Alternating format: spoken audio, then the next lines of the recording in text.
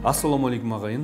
Балам деген жұрт болмаса, жұртым дейтін бала қайдан шықсын деп Ахмет Байтұрсынов айтқан. Оны бекер айтпаған.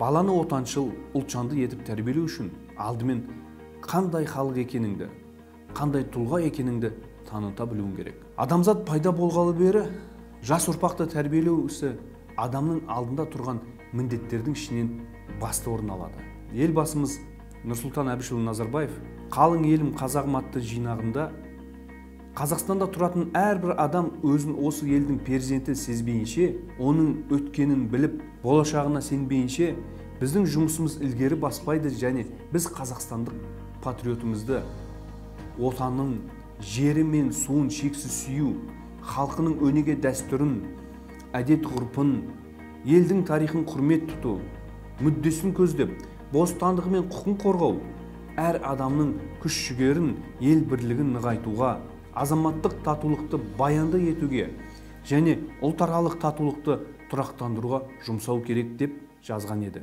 Бұлай екпін түсіріп айтуының өзі қазіргі еліміздің саяси әлеуметтік, экономикалық тұрғыдан тәуелсіздікке жетіп отырған егеменді еліміздің тұрақтылығын сақтап, оны болашаққа аманат етуді көздейді. Міне, осы тұрғыдан келсек, мемлекеттік дәрежедегі мәселе білім беру саласында ұлтжандық сезімді тәрбиелеу оқыту мәселесінің өзектілігі сөзсіз. Ата-бабамыздың ғасырлар бойы көзінің қарашығындай сақтап, біздерге қымбатты мұра ретінде жеткізіп кеткен салт дәстүрлерін, әдет-ғұрыптарын, адами құндылықтарын, қысқасы ұлттық атрибуттарын жас ұрпақтың бойына сіңіруде алдымызда тұрған зор міндет.